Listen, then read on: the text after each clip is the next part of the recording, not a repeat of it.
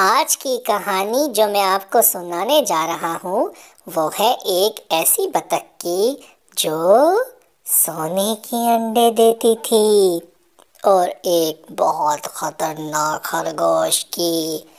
اس کہانی کو آخر تک سنیں۔ ایک دفعہ کا ذکر ہے، ایک گاؤں میں ایک کسان رہتا تھا۔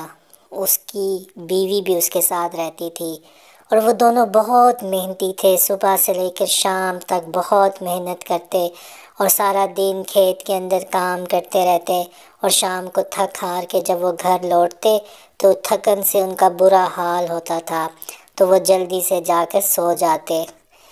یوں ان کی زندگی گزر رہی تھی۔ یہ گاؤں بہت ہی خوبصورت تھا۔ اس گاؤں میں تھوڑے سے گھر تھے۔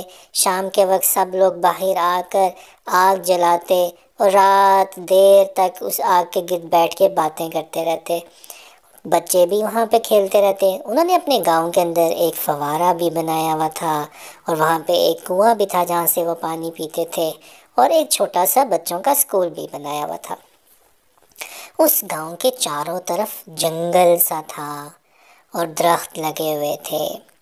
ایک دفعہ کیا ہوا، رات کا وقت تھا، بہت زیادہ بارش شروع ہو گئی اور طوفان آ رہا تھا۔ ہر طرف دروازے سے کھڑکیوں سے شائیں شائیں شائیں کی آوازیں آ رہی تھیں۔ سب لوگ اپنے اپنے گھروں میں تھے کہ اچانک کسان کے دروازے پہ دستک ہوتی ہے۔ کسان بڑا پریشان ہوا کہ اتنی رات میں اتنے اندھیرے میں کون آ سکتا ہے۔ خیر اس نے جا کے جب دروازہ کھولا تو کیا دیکھا کہ سامنے ایک بوڑھی اماں کھڑی ہے، اور وہ اس کو کہتی ہیں، بیٹا میں یہاں سے گزر رہی تھی کہ اتنا زیادہ طوفان آ گیا اور میں پریشان ہوں، کیا میں رات تمہارے گھر میں گزار سکتی ہوں؟ پھر صبح میں اپنے گھر چلی جاؤں گی۔ کسان نے کہا کہ کیوں نہیں، آپ رات ہمارے پاس گزاریں اور صبح آپ گھر چلے جانا۔ کسان کی بیوی نے اس بوڑھی اماں کو اچھا سا کھانا بھی بنا کر پیش کیا، اور یوں اس بوڑھی اماں نے رات آرام سے ان کے گھر میں گزاری، اور صبح جب وہ جانے لگی تو اس بوڑھی اماں نے ان کو ایک بطخ دی۔ وہ بہت پریشان ہوئے کہ یہ کیسی بطخ ہے، چھوٹی سی وائٹ سی بطخ تھی، اور وہ بوڑھی اماں نے ان کو دے دی کہ اس کے بارے میں کسی کو بتانا نہیں، اور یہ کہہ کے وہ خود چلے گئی۔ انہوں نے اس بطخ کو اپنی باقی مرغیوں کے ساتھ بند کر دیا اور خود اپنے کام کاج پر چلے گئے۔ شام کو جب وہ تھک ہار کے گھر واپس لوٹے تو وہ اتنے تھک چکے تھے کہ انہوں نے کھانا کھایا اور فوراً ہی سو گئے۔ اگلی صبح جب کسان نے مرغیوں کو دانہ ڈالنے کے لیے ان کے پاس گیا تو اس نے کیا دیکھا کہ بطخ کے پاس ایک پیلے رنگ کا انڈا پڑا ہوا ہے۔ چونکہ کسان نے پہلے کبھی ایسا انڈا نہیں دیکھا تھا، وہ بہت پریشان ہوا۔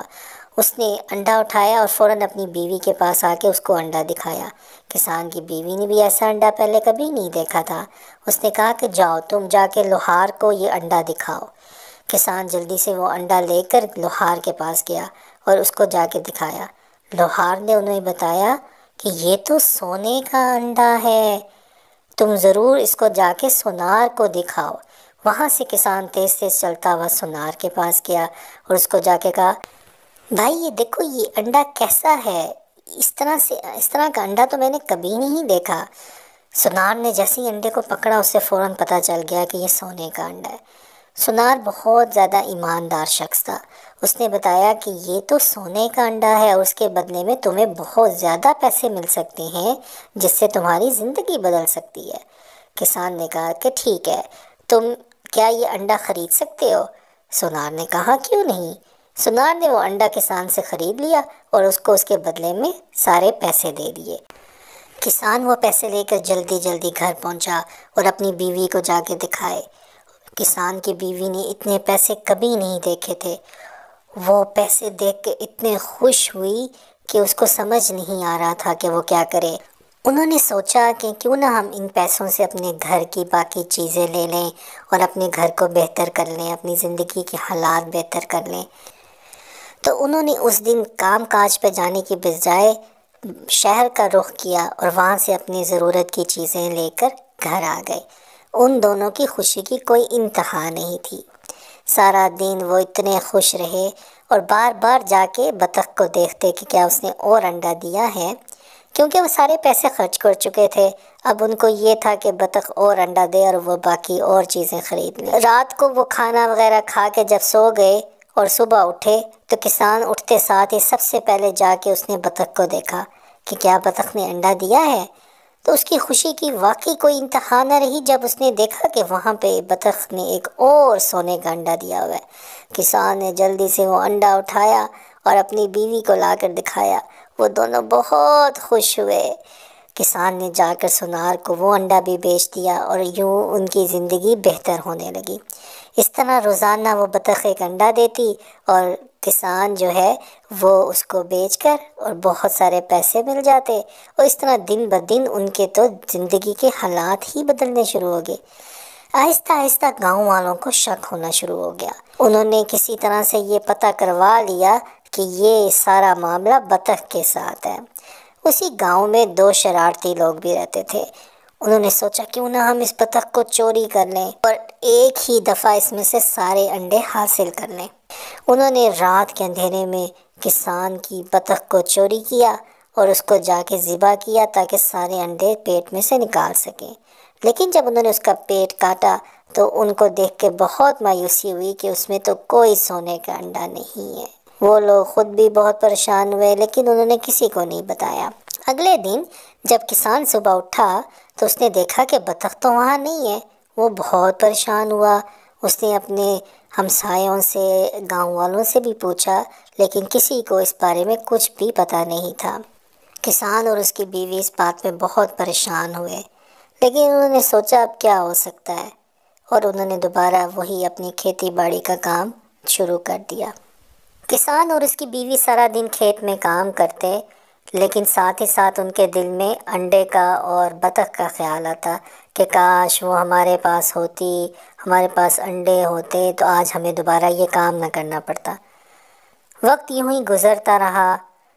کچھ عرصے کے بعد ایک دفعہ رات کا وقت تھا، تیز آندھی آ رہی تھی، طوفان اور بارش کہ اچانک کسان کے دروازے پہ دستک ہوئی۔ کسان نے جب جلدی سے دروازہ کھولا تو وہ یہ دیکھ کے حیران ہو گیا کہ وہی بڑھیا دروازے کے سامنے کھڑی ہوئی ہے۔ کسان نے اس بڑھیا سے اندر آنے کو کہا۔ جب وہ بڑھیا اندر آئی تو کسان کی بیوی اسے دیکھ کے اتنی خوش ہوئی کہ اس نے فوراً اس سے پوچھا، آپ تو پہلے بھی ہمارے گھر آئی تھی جب آپ ہمیں ایک بطخ دے کے گئی تھی، امید ہے اس دفعہ بھی آپ ہمیں ضرور کچھ نہ کچھ دے کے جائیں گی۔ اس پر بڑھیا نے کوئی جواب نہ دیا۔ اسی بات چیت کے دوران کسان کی بیوی کو یہ بھی بھول گیا کہ اس نے بڑھیا کو کھانا بھی دینا ہے۔ بڑھیا بیچاری اسی طرح بھوکی رات کو سو گئی، اور صبح جب اٹھ کر جانے لگی تو کسان اور اس کی بیوی لالچ بھری آنکھوں سے اس کی طرف دیکھنے لگے۔ بڑھیا نے جاتے ہوئے ان کو ایک خرگوش تحفے میں دیا اور یہ کہا کہ کسی کو اس کے بارے میں نہ بتائیں۔ جب بڑھیا چلی گئی تو کسان اور اس کی بیوی اتنے خوش ہوئے کہ یقیناً یہ خرگوش بھی بطخ کی طرح سونے کے انڈے دے گا۔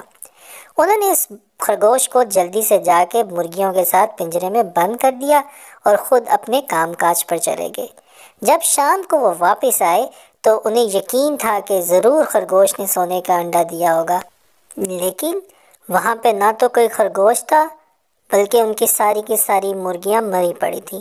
کسان اور اس کی بیوی نے جب یہ دیکھا تو وہ بہت پریشان ہوئے کہ یہ کیا ماجرا ہے۔ وہ جلدی سے پنجرے کے اندر گھسے تو انہوں نے دیکھا کہ ایک کونے کے اوپر ایک کالا سانپ بیٹھا ہوا ہے۔ وہ فوراً سمجھ گئے کہ اس کالے سانپ نے ہی ان کی مرغیوں کو مارا ہے۔ اس سے پہلے کہ وہ سانپ کو پکڑ پاتے یا اس پہ قابو پاتے، اس سانپ نے جلدی سے آگے بڑھ کے ان دونوں کو بھی ڈس لیا اور یوں وہ بھی ہمیشہ کے لیے وہیں پہ سو گئے۔ تو پیارے بچوں، یوں ان کا انجام ان کی لالچ کی وجہ سے برا ہوا۔ اسی لیے کہتے ہیں لالچ بری بلا ہے۔ پیارے بچوں، کبھی بھی زندگی میں لالچ نہیں کرنی چاہیے، اور جو بھی نیکی کریں وہ دوسروں کی بھلائی کے لیے کریں اور اس کے بدلے میں اچھائی کی توقع نہ رکھیں، جیسے کہ کسان اور اس کی بیوی نے دوسری دفعہ اس بڑھیا سے توقع رکھی کہ وہ اس کو کچھ نہ کچھ ضرور دے کے جائیں۔ اسی لالچ نے ان کو ان کے انجام تک پہنچا دیا۔ تو پیارے بچوں، یہ تھی آج کی مزیدار سی کہانی۔ مزید ایسی کہانیاں سننے کے لیے اس ویڈیو کو لائک کریں اور کمنٹ کریں، اور اپنے دوستوں کے ساتھ شیئر کرنا نہ بھولیں تاکہ ہم زیادہ سے زیادہ کہانیاں سنا سکیں۔ تو بچوں، ملتے ہیں پھر ایک دوسری کہانی میں۔ تب تک کے لیے مجھے دیں اجازت۔ Bye bye.